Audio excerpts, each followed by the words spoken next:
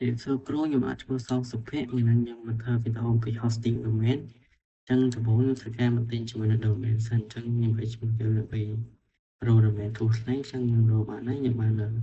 dot online mối hay chỉ mùi năng dot spam mùi chẳng như thực ra check out mình máu chẳng lại nhưng thực ra bật vì tụi nó mắc ngoài việc ô tô tính chẳng như thực ra khai chẳng tầm mấy thực ra check một information mất rồi bạn đâu chẳng là bà rồiយើងធ្វើការ confirm ដើម្បីយើងត្រូវ check payment អញ្ចឹងកន្លែងនេះខ្ញុំធ្វើការប្រើជាមួយនឹង Visa អញ្ចឹងខ្ញុំធ្វើការដាក់ name ខ្ញុំអញ្ចឹងខ្ញុំធ្វើការបិទទាំងអស់នេះដើម្បីនេះហើយខ្ញុំធ្វើការ confirm order អូខេ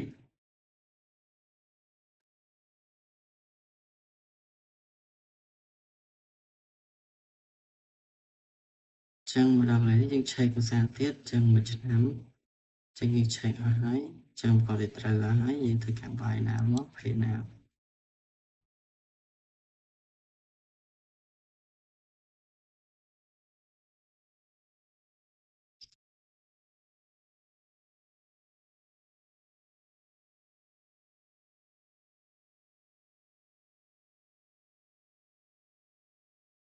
អញ្ចឹងកន្លែងនេះធ្វើការ rate ឲ្យវាមកអូ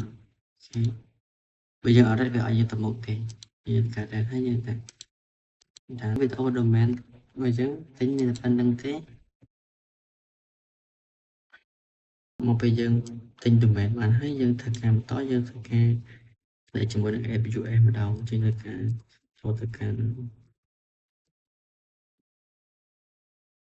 អូខេហើយជាទៅការ copy ជាមួយនឹង SA ចឹងមក connect ចូល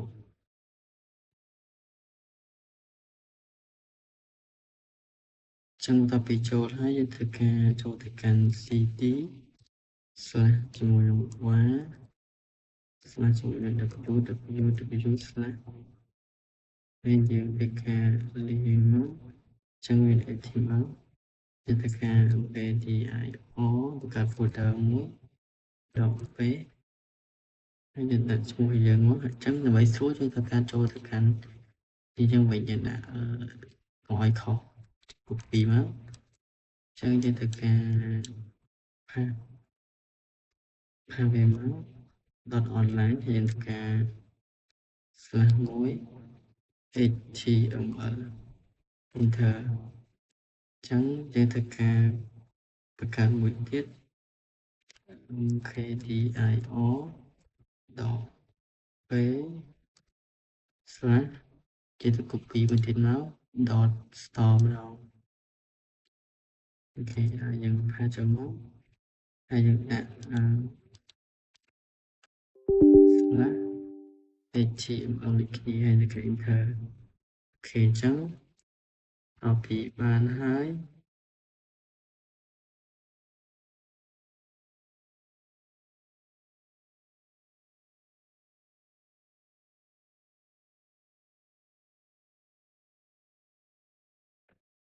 យើងធ្វើការ sudo ធ្វើការ sudo ទៅកាន់ cmod យើង copy 3ដងដូចគ្នាយើងដាក់ជាមួយនឹង hosting មិនចឹងយើង copy ភាសាទៀតមកส่งទៅគេដល់ online ហ្នឹងយើងផាសមកហើយយើង /1 html /1 enter ហើយយើងធ្វើការ sudo មួយទៀតទៅកាន់ cmod ដូចគ្នាដូចគ្នា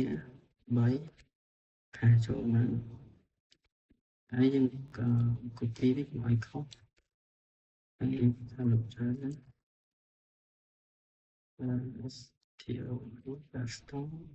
style/html/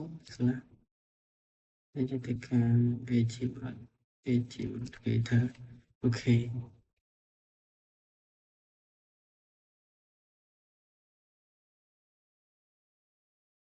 ហើយយើងធ្វើការ leave វាមកអូខេអញ្ចឹងមានហើយអញ្ចឹងយើងក៏បានហើយ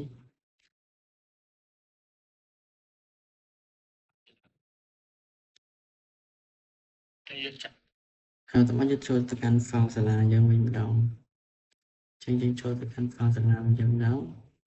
យើងទៅការចូល Sense Manager អញ្ចឹងកន្លែង key នេះទៅការ connect ណា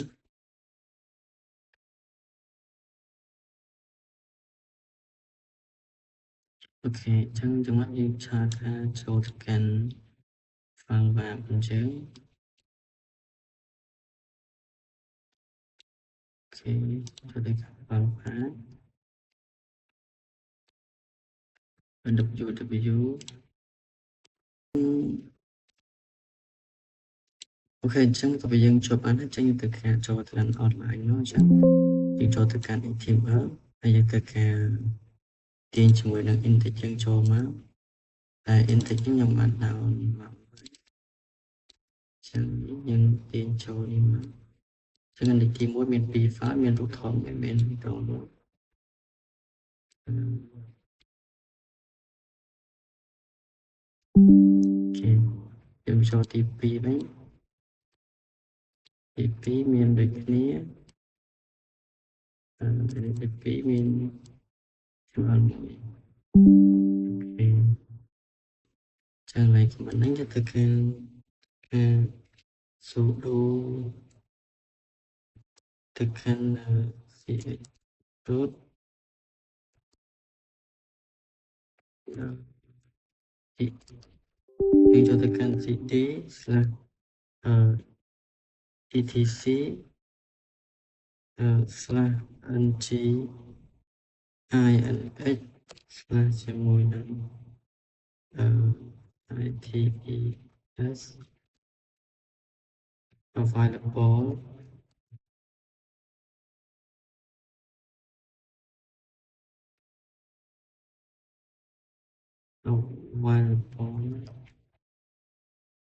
counter យើងកាត់លេខវាមកចេញ default យើងទៅការចូលទៅកាន់ sudo ហើយ nano ហើយចូលទៅកាន់domain របស់យើងហ្នឹងយើងទៅកាន់ copy online ហ្នឹងយើងទៅកាន់ paste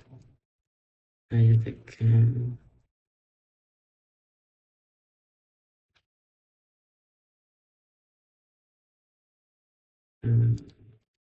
ទៅកាន់enter មុនទៅចូលទៅកាន់នេះហើយបន្ទាប់មកយើងទៅការចូលទៅកាន់ slide ទី1ដើម្បី copy ទាំងអស់នេះមកហើយទៅការមកខាងក្នុងនេះហើយកន្លែងនេះទៅការចូល slide 1នេះទៅកាន់ domain មិនចឹងយើងទៅការ copy មក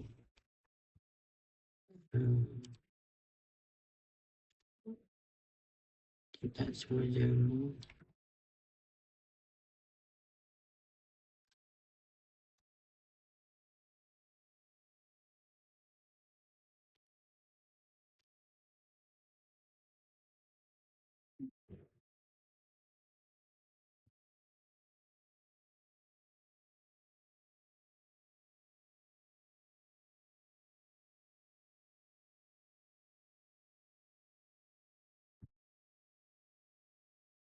យើងទៅការចូលទៅកាន់ដល់ទៀត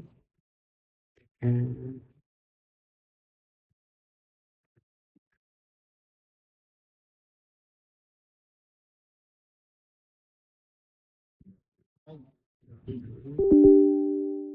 រចូលទៅកាន់ដល់ទៀតការ copy នេះមកហើយខាងក្នុងនេះហើយកន្លែងនេះយើងទៅការ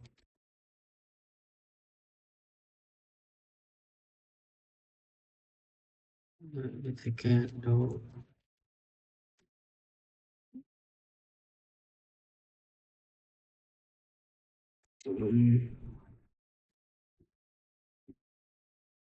mình thực raចូល Nano កាន់ online យើងទៅការផាសវាមកអញ្ចឹងតោះយើងទៅការឆេងជាមួយនឹង នេះមិនចឹងចឹងកន្លែងនេះយើងដាក់domain របស់យើងមកចឹងកន្លែង site មួយនេះដាក់ជាមួយនឹងឈ្មោះសុភេទ .online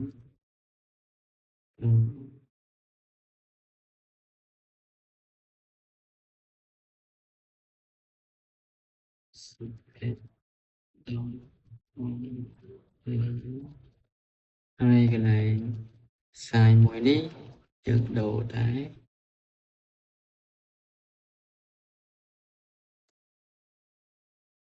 www.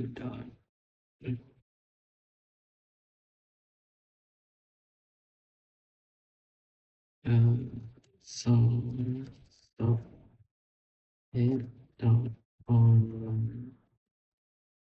អូខេអញ្ចឹងយើងចុះ account ទៀតមកចឹងកន្លែង root នេះយើងដូរដែរកន្លែង site មួយនេះយើងដូរដាក់ក្នុងយើងដែរសុភេទ .online អញ្ចឹងបានហើយនិយាយទៅការ control cell វាហើយទៅការ control x ដើម្បីចេញអូខេ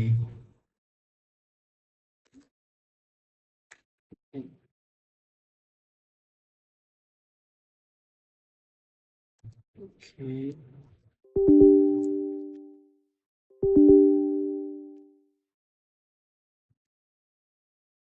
អូខេ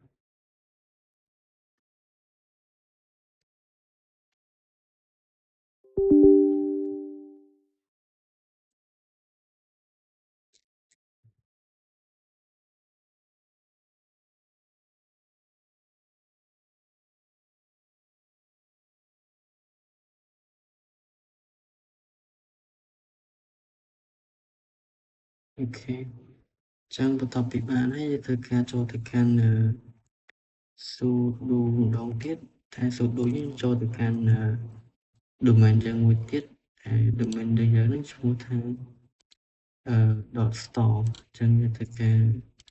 ចូលទៅកាន់ .store គេ enter ហើយថ្មយើងធ្វើការ copy ជាមួយនឹង site ទី2ចូលមកការ copy ហើយធ្វើការ paste ចូលចឹងកន្លែងនេះយើងឆេងដូចគ្នាចឹងកន្លែង site 2នេះគឺយើងឆេងដាក់domain របស់យើងដែរ .com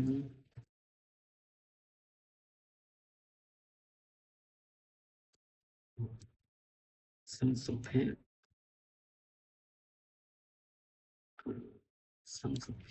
.store ហើយកន្លែងនេះកន្លែង .com នេះណា domain របស់យើងដែរ .store ហើយកន្លែង root នេះយើងដូរដូចគ្នាកន្លែង site 2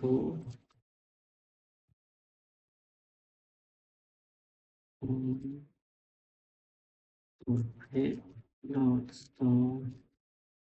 ហើយយើងធ្វើការ save មក Ctrl+C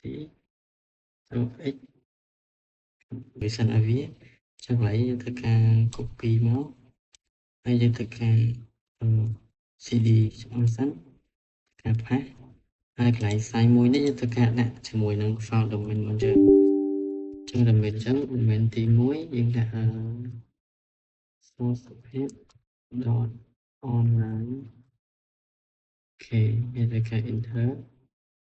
ហើយពីយើងធ្វើគ្នាមកហើយយើងផាសមកកន្លែងហ្នឹងយើងដាក់ domain របស់យើងដែរចឹងដាក់ .store អូខេទៅខាង enter ចឹងយើងមក config មើល site ទី3វិញម្ដងយើងធ្វើការ set permission ឲ្យវាចឹងកន្លែងយើងធ្វើការ copy មកហើយយើងធ្វើការ cd ឆ្អឹងសិនការ paste ហើយកន្លែង site មួយនេះយើងធ្វើការដាក់ជាមួយនឹង file domain របស់យើងចឹង domain ចឹង domain ទី1យើងដាក់ source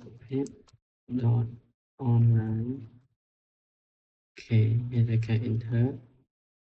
hai phí dân thật kim nó giờ khác lại nó dân đặt domain bằng giờ này trắng dot store. Ok, tất cả enter. Ok, bây giờ thơ step 3 thấy dân tất cả mà thơ step 5 đó trắng lại ní tất cả lại enable sai cho tất cả copy đang nói cho tất cả phải bị chốt chân là vậy lại dân thật đồ nó cứ dân thật đồ lại site.com lại như tất cả đặt một bon domain bên trên chân như tất cả lục site mũi máu chân cho tất cả nằm không xuất hiện dot online. Ok, chân enter hay cho tất cả mũi tiết làm vậy đã mũi lên domain IP bên dưới tất cả hai máu chân lại nếu cho tất cả xong xuất hiện dot online rồi mũi tiết xong xuất hiện dot store xong xuất hiện dot store hay tất cả enter chân stepបន្ទាប់យើងធ្វើការមកកាន់តេស្តជាមួយនឹង NGX ម្ដងយើងធ្វើការ copy មកយើងធ្វើការផាសវាចូលចឹងក៏ configuration fail ចឹងបើ load fail កន្លែងហ្នឹងវាអត់ត្រឹមត្រូវទេអូខេមុនហ្នឹងលោកគ្រូដោយសារតែខ្ញុំសរសេរឈ្មោះខុសចឹងទៅការ config ហើយចឹងកន្លែងនេះធ្វើការsudo ជាមួយនឹង NGX មកចឹងវាធ្វើការ load successful ចឹងបើ load successful ចាំមិនថាត្រឹមត្រូវហើយចឹងយើងធ្វើការមើល slide ទី7ម្ដងដើម្បីយើង restart ជាមួយនឹង NGX ចឹងយើងធ្វើការ restart មក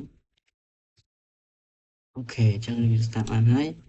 ចឹងតាមយើងធ្វើការចូលទៅកាន់ check ក្នុង AWS យើងម្ដង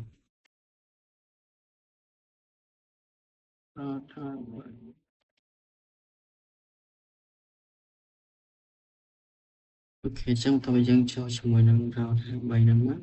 តើបើយើងចូល route 3ជួយទៅកាន់ចូលទៅកាន់ host zone មកហើយយើងចូលទៅកាន់ host zone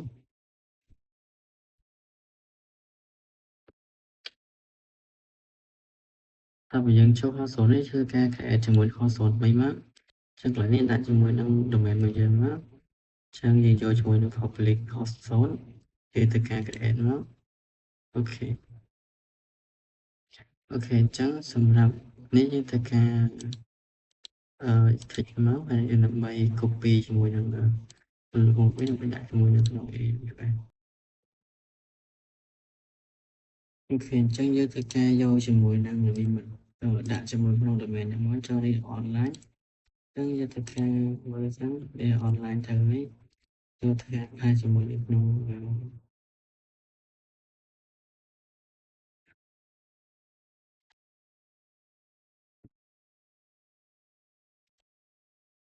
ធ្វើការយក membership និង name server ជាកតាជាមួយនឹង membership នេះគឺការផាសចូលហើយយើងទៅយកទៀតមកហើយដើម្បីយើងផាសចូលហើយធ្វើការ add time ទៀតដើម្បីយើងផាសចូលចំនួន4ហ្នឹងអូខេ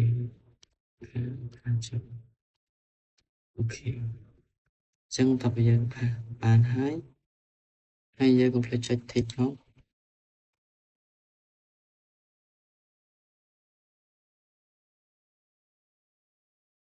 កន្លែងនេះចឹងត្រូវមានវិស័យមួយទៀតដែលយើងទៅ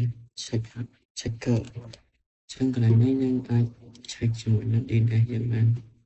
ចឹងយើងកាន់វាយជាមួយនេះអូ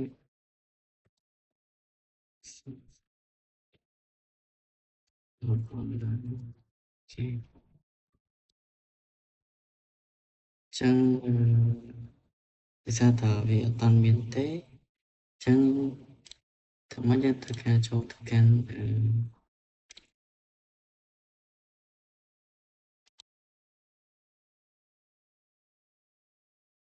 ចូលទៅកាន់ instance EC2 ចឹងចូលទៅកាន់ EC2 មក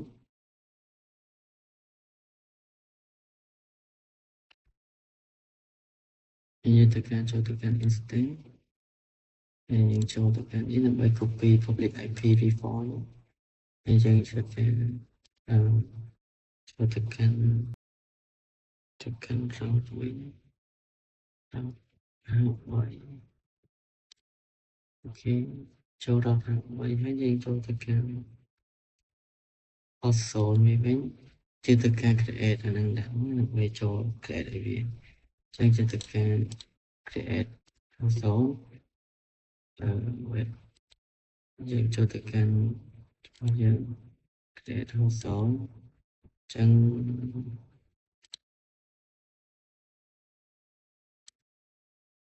យើងចូលនេះដើម្បី create record ឲ្យវាយើងប៉ះពាល់ទេយើងប៉ះពាល់កន្លែងនេះទៅផាំមកបុកមួយទៅការ edit អូខេចឹងបានហើយ control អូខេ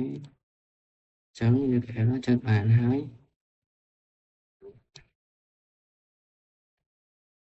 ហើយយើងទៅការ create record ឲ្យវាមួយទៀតដែល record ហ្នឹងជាទៅការជាមួយនឹង record www. ខាងក្រោយនេះយើងយកជាមួយនឹង CNAME ហើយកន្លែងនេះយើងត្រូវតែដាក់ជាមួយនឹងឈ្មោះ domain របស់យើងអូខេយើងទៅកាន់បុកមកអូខេយើងទៅកាន់ create record ឲ្យវាអូខេចឹងបានហើយអញ្ចឹងយើងធ្វើការចូលមកកាន់ host zone ដើម្បីយើង create zone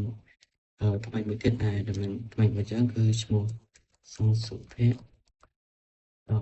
.store អូខេយក public IP ទៅការ zone សុភ័ក្រ .store ឲ្យ create zone មកចឹងតទៅយើង create zone នេះបានចឹងតែមកយើងធ្វើការទៅ create record ឲ្យវាដែរ create record ឲ្យវាហ្នឹងគឺយើងធ្វើការដាក់ជាមួយនឹង IP វា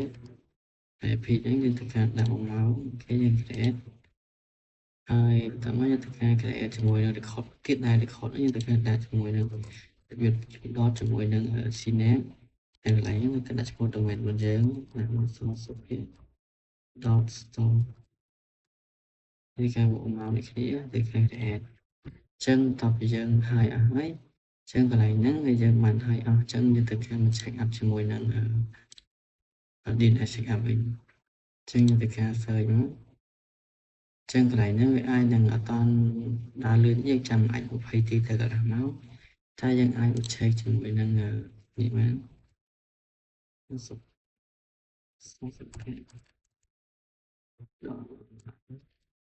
ចឹង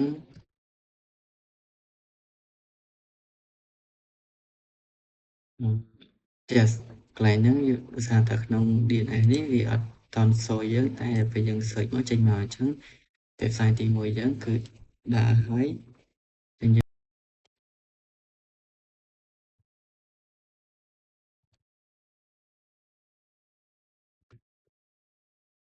ចឹង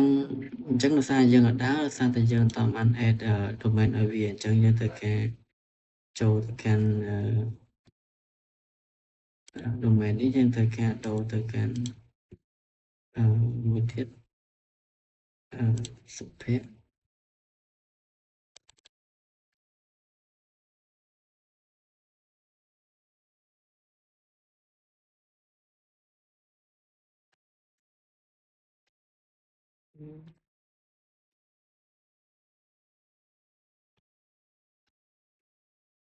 អូខេដោយសារយើងតាមបាន add ជាមួយនឹង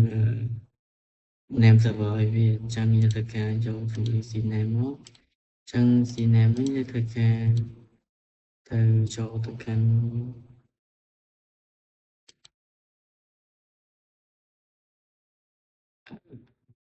.store ចូលទៅកាន់ .store មក .store លើគេនេះ.store យ៉ា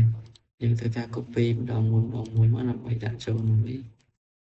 អូខេ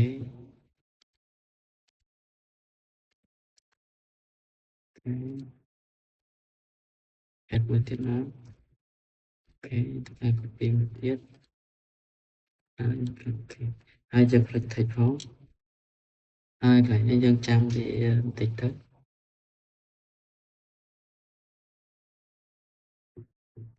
chân cho ta kèm một tay số mỗi lần nữa chân việc sai tim mũi để dân to số mỗi lần sau phải tỏ online cứ đá để chân tất cả tay số mỗi lần tỏ store một đầu giờ chân việc phải dân cứ đá hết chân càng nghĩ một lần đấy ở con trai biết không